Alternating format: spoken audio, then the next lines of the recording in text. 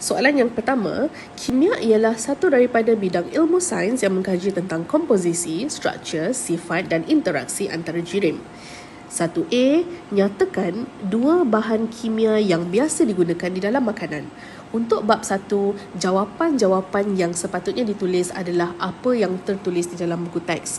So, saya akan tunjukkan jawapan di dalam buku teks untuk pelajar-pelajar semua transferkan di ruangan jawapan. Okay, soalan kita diminta dua bahan kimia yang digunakan di dalam makanan. Contoh buku teks muka surat 5. Kita tengok pada bahagian makanan, ada 5 contoh yang diberikan. Kita ada pengawet, pewarna, perisa, pengantioksida, penstabil. So, kalau soalan diminta 2 saja jawapan, pelajar-pelajar boleh pilih mana-mana daripada 2 yang ada di sini. Jawapan-jawapan lain yang boleh diterima ada banyak lagi sebenarnya. Tetapi selagi boleh, kalau jawapan tu ada dalam buku teks, sebaiknya pelajar-pelajar ambil apa yang tertulis dalam buku.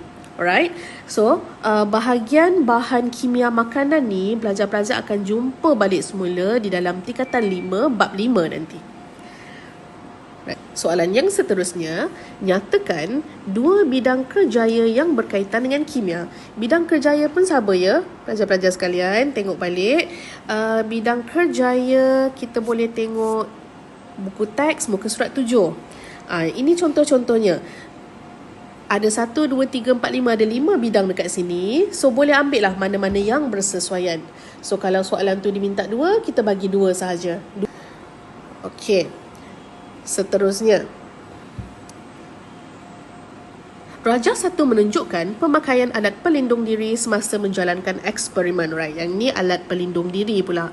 So, sama juga. Pergi ke buku teks, cari muka surat yang berkaitan. So, alat pelindung diri berada pada muka surat 12 buku teks tingkatan 4. Soalan dia, apakah fungsi utama kacamata keselamatan? Cari dekat buku teks. So, dekat sini. Digunakan untuk mengelakkan debu atau percikan bahan kimia daripada terkena mata. So, ambil dekat sini, transferkan di ruangan jawapan.